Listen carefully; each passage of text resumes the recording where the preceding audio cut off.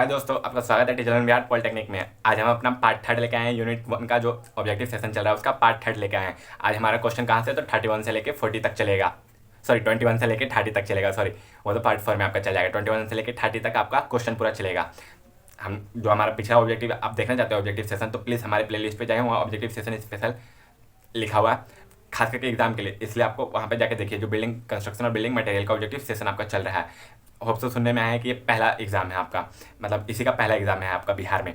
तो please objective session देखिए, आपको फ़ायदा होगा, बहुत ज़्यादा फायदा होगा। यूनिट फर्स्ट का हम लोग अभी कंटिन्यू कर रहे हैं। यूनिट सेकंड थर्ड फोर्थ आपका पूरा लेके आएंगे ऑब्जेक्टिव सेशन। तब तक आप इसको ये ऑब्जेक्टिव सेशन देखते रहिए। और हाँ, इसका पूरा पीडीएफ चाहिए आपको इस ऑब्जेक्टिव सेशन का, तो और डिस्क्रिप्शन में जाएगा तो व्हाट्सएप ग्रुप का लिंक दिया रहेगा, उस पर जाकर आप ज्वाइन हो सकते हैं। वहाँ पे ये पीडीएफ उपलब्ध रहेगा। वहाँ पे आपको जाके क्या, तो बड़ा में सब कुछ क्या टाइप करना है, तो building.pdf। ठीक, देखते हैं आज क्वेश्चन नंबर 21। आज का पहला क्वेश्चन क्या है, तो in which structure load flowing the given path. मतलब कि जो भी हमारे कौन सा स्ट्रक्चर सिस्टम है जिसमें कि जो गिवन, देखिए क्वेश्चन आपके स्क्रीन पे चलता है, जैसे पिछले 2 वीडियोस में चल रहा है वैसे आपके स्क्रीन पे चलते रहेंगे क्वेश्चन। कि इसमें देखिए क्या कह रहा है कि इन विच स्ट्रक्चर, इसमें से कौन सा स्ट्रक्चर है जिसमें कि जो गिवन पाथ दिया गया है, यानी कि स्लैब से बीम, बीम से कॉलम, कॉलम से फाउंडेशन, इसमें से इस मतलब ऐसे इनमें से कौन से स्ट्रक्चर में लोड का जो फ्लो होता है, यानी कि लोड अपना रास्ता किस प्रकार चलता है, स्लैब से बीम, बीम से कॉलम, कॉलम फाउंडेशन किस में चलता है, किसमें चलता है। देखिए बीम कॉलम किस में आता है जनरली, तो फ्रेम स्ट्रक्चर में आता है। किस में आता है, तो फ्रेम स्ट्रक्चर में आता है। ठीक, तो इससे आपका आंसर क्लियर भी हो गया होगा, यानी कि ऑप्शन नंबर ए, फ्रेम स्ट्रक्चर में ये फॉलो करता है लोड ऐसे पाथ। ठीक, फिर क्या है, तो in which structure 22 question number, in which structure building up to 3 floor is generally can go.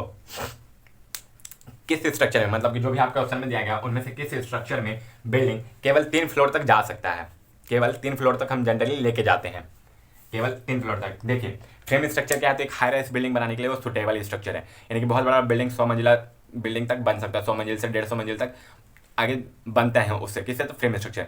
Composite structure में भी जनरली 20 से 25 मंजिल तक का बिल्डिंग बन सकता है। लेकिन अब बचा कौन सा, तो load bearing structure. Load bearing structure किस लिए, क्योंकि देखिए उसमें जितना भी काम किया हुआ रहता है वो सब ब्रिक से किया हुआ रहता है, तो इसलिए उसका जो फाउंडेशन रहता है वो हमारा ब्रिक का ही बना हुआ रहता है, इसलिए वो सफिशिएंट मात्रा में लोड उतना नहीं झेल पाता। खाली वो लोड बेरिंग स्ट्रक्चर है, इसलिए मतलब फर्स्ट से सेकंड थर्ड फ्लोर तक का ही लोड स्पेस उसमें कम, मतलब कम भी मिलता है और उतना तक वो सुटेबल रहता है। यानी कि इसका आंसर क्या हो जाएगा, तो लोड बेरिंग स्ट्रक्चर हो जाएगा।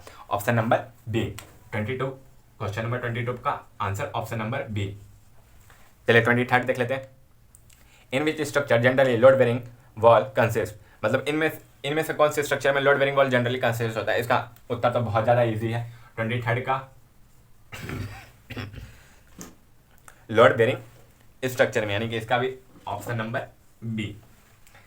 लोड बेरिंग स्ट्रक्चर में लोड बेरिंग वॉल को कंसिडर करेंगे हम। फ्रेम बेरिंग स्ट्रक्चर में क्यों लोड बेरिंग वॉल कंसिडर करेंगे, क्योंकि हम लोग फ्रेम बेरिंग स्ट्रक्चर में कॉलम बीम ये सब स्लैब ये सब तो हम लोग सपोर्ट कर ही न रहा होता है, तो इसलिए लोड बेरिंग स्ट्रक्चर में हम लोग लोड बेरिंग वॉल को यूज करते हैं। क्वेश्चन नंबर 24 देखते हैं। देखिए क्वेश्चन नंबर 24 में क्या कह रहा था, the wall only separate the floor is known as, मतलब ऐसा कौन सा वॉल है जो फ्लोर लेवल को खाली बांटता है, यानी कि जो हमारा फ्लोर है इसको खाली यहाँ से यहाँ डिवाइड करने का काम करता है। इस प्रकार वो डिवाइड करने का खाली काम करता है। इनमें से कौन सा वॉल है, देखिए ऑप्शन में आपका पता चलेगा। Load bearing wall, partition wall, both A and B, और डी नन। देखिए बहुत सारे लोगों को लगेगा ना यहाँ पे बोथ ए एंड बी, यानी कि ऑप्शन नंबर सी सही है, क्योंकि दोनों ही फ्लोर लेवल को बांटने का काम करता है। लेकिन यहाँ पे क्या कहता है, तो ओनली मतलब खाली फ्लोर लेवल को बांटने का काम करता है कौन सा, तो पार्टीशन वॉल, यानी कि ऑप्शन नंबर आपका बी यहाँ पे ठीक हो जाएगा। क्वेश्चन नंबर 24 का खाली पार्टीशन वॉल बोलेगा, मतलब पार्ट करने का, डिवाइड करने का, यानी कि पार्ट बाय पार्ट बांटने का काम कर रहा है, तो वही पार्ट बाय पार्ट बांटने का काम करता है, तो खाली पार्टीशन वॉल करता है। लोड बेरिंग वॉल भी करता है, लेकिन वो लोड सफिशिएंट मात्रा में अपने ऊपर आने देता है, लेकिन पार्टीशन वॉल के ऊपर कुछ लोड नहीं आता है। बस दोनों में यही अंतर है। क्वेश्चन नंबर 25 क्या कह रहा था, load bearing wall consist, load bearing wall क्या कंसिस्ट करता है, मतलब इनमें से जो ऑप्शन दिया गया उसमें से कौन सा कंसिस्ट करता है। All load, dead load plus live load, all load. ठीक, ऑप्शन नंबर बी क्या है, only self weight. Option number C only dead load. Option number D only live load. इसमें तो आपको आ जाना चाहिए कि ये हम आपको जब उसमें पढ़ा रहे थे हमने आपको क्या बताया था कि जो भी मतलब लोड बेरिंग वॉल होता है वो अपने ऊपर पहले तो सेल्फ वेट संभालता है, यानी कि डेड लोड, और जो भी हवा का प्रेशर आता है या आदमी उदमी को चल रहा है स्लैब से तो उस पर आ रहता है, यानी कि लाइव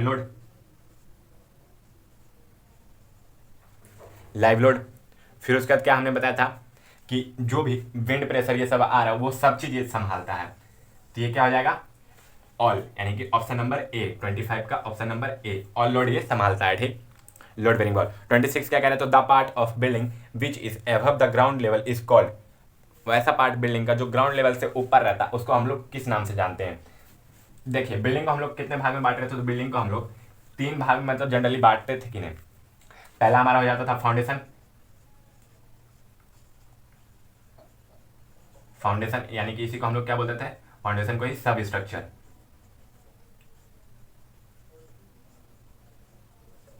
सब स्ट्रक्चर बोलते रहे थे कि नहीं फाउंडेशन को। फाउंडेशन से नीचे फिर हम क्या आ जाता था, प्लिंथ आ जाता था, प्लिंथ आ जाता था, ये एक ही है। प्लिंथ के नीचे हम लोग क्या आ जाता था, सुपर स्ट्रक्चर,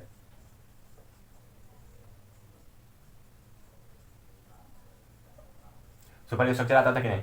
तो देखिए प्लिंथ क्या है, तो प्लिंथ इन दोनों का बांटने का काम कर रहा है। प्लिंथ जो रहता है वो पहला ग्राउंड लेवल और फ्लोर लेवल दोनों के बीच का है, बीच का पार्ट प्लिंथ कहलाता है। यानी कि ग्राउंड लेवल और फ्लोर लेवल देखिए कहाँ से कहाँ, ये हमारा हो गया सब स्ट्रक्चर जो जमीन से नीचे, ये हमारा हो गया जमीन से ऊपर सुपर स्ट्रक्चर। ग्राउंड लेवल यहाँ पे हो गया हमारा, और ये प्लिंथ, ग्राउंड लेवल सॉरी ये हो गया, ये हमारा पहला फ्लोर लेवल हो गया। इन दोनों के बीच का जो पार्ट होगा इसको हम लोग प्लिंथ कहेंगे। ठीक, तो क्या कह रहा है हमारा क्वेश्चन, क्वेश्चन हमारा कह रहा है कि the part of building which is above the, which is just नहीं बोल रहे हैं यहाँ पे, which is above the ground level, यानी कि ग्राउंड लेवल से ऊपर है। ऑप्शन में देखिए क्या है, तो ऑप्शन में खाली प्लिंथ अगर जो दिया रहता ना तो प्लिंथ यहाँ पे होता, लेकिन प्लिंथ यहाँ पे नहीं दिया गया है। तो यहाँ पे क्या क्या दिया गया, सुपर स्ट्रक्चर और सब स्ट्रक्चर, तो ये प्लिंथ का बात ही नहीं है यहाँ पे। तो कौन सा होगा, अभी हम आपको समझाया उसके आधार पे सुपर स्ट्रक्चर होगा। यानी कि क्वेश्चन नंबर 26 का option number A, option number A, question number 26 का option number A, super structure. Super structure ही नहीं रहता है जो पूरा पूरा ऊपर रहता है। चलिए क्वेश्चन नंबर 27 देखते हैं। क्वेश्चन नंबर 27 क्या क्या कह रहा है, in which structure system building, in which structural system building have large span, large span मतलब किस स्ट्रक्चरल सिस्टम में, यानी कि frame bearing, frame structure, load bearing structure और कंपोजिट स्ट्रक्चर में, इन तीनों स्ट्रक्चर में किस स्ट्रक्चर का जो स्पैन होता है वो बहुत बड़ा होता है, लार्ज होता है। ठीक, किसका होता है, क्वेश्चन नंबर 27। ये देखिए थोड़ा सा ट्रिकी है, क्योंकि देखिए फ्रेम स्ट्रक्चर होता है ना तो उसमें खाली कॉलम, अपना लोड, कॉलम बीम ये खाली लोड उठाते हैं। ठीक, लेकिन लोड बेरिंग स्ट्रक्चर होता है तो वॉल खाली लोड, उसमें लोड उठाता है। लेकिन कंपोजिट स्ट्रक्चर रहता है तो यानी कि उसमें लोड बेरिंग वॉल भी आ जाएगा आपका और कॉलम बीम भी आ जाएगा, तो उसका स्पैन लार्ज होना नेसेसरी है, क्योंकि उसमें बहुत ज़्यादा लोड उठाने की क्षमता है। तो बड़ा बड़ा हम दे सकते हैं। आपके घर में देखिए कि घर में जो बनता है आपका स्लैब बीम, वो कहीं कहीं पे आपका वॉल पे रहता है, कहीं कहीं पे कॉलम बीम पे रहता है। कितना बड़ा लार्ज स्पैन रहता है वो, यानी स्पैन में यानी कि स्लैब कितना बड़ा रहता है, तो यानी कि कंपोजिट स्ट्रक्चर। 27 नंबर क्वेश्चन का आंसर क्या हो जाएगा, C, composite structure. 28 the part of building which is below the ground level. देखिए the part of building which is below the ground level, ground level के नीचे, अभी हमने आपको समझाया ग्राउंड लेवल से नीचे क्या होता है, सब स्ट्रक्चर। सब स्ट्रक्चर को हम लोग क्या बोलते हैं, फाउंडेशन। यानी कि आपका स्क्रीन पे जो दिख रहा है उसके हिसाब से ऑप्शन नंबर सी, बोथ। 28 का option number C, both, A and B. 29 which structure is known as divider in a building. अभी हमने आपको बताया कि बिल्डिंग को डिवाइड करने का काम कौन करता है, तो प्लिंथ, प्लिंथ बिल्डिंग को डिवाइड करने का काम करता है। ऑप्शन नंबर ए, 29 का ऑप्शन नंबर ए,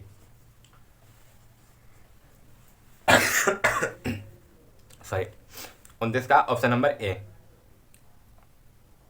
चलिए 30 देख लेते हैं। Foundation is also known as, foundation को और किस नाम से जानते हैं यार, अभी हमने बताया फाउंडेशन को ही सब स्ट्रक्चर के नाम से जाना जाता है। 30 नंबर क्वेश्चन का ऑप्शन नंबर बी, फाउंडेशन को ही सब स्ट्रक्चर के नाम से जाना जाता है, यानी कि ऑप्शन नंबर बी हो गया। चलिए दोस्तों ये हमारे यहाँ पे पार्ट 3 खत्म होता है। पार्ट 4 में हम कहाँ से 31 से लेके 40 तक जो हमारा यूनिट फर्स्ट का पार्ट 4 देख लेंगे। उसमें अगर आपको ये सेशन मतलब सेशन से जरा से भी आपको फायदा हुआ तो प्लीज़ अपने दोस्तों को शेयर कीजिए, लाइक कीजिए, कमेंट कीजिए, सब्सक्राइब कीजिए और ज़्यादा से ज़्यादा बच्चों को जोड़िए ताकि हमारा चैनल ग्रो भी हो सके और आपको ज़्यादा से ज़्यादा फायदा भी हो सके। ठीक, thank you keyword teacher in Bihar.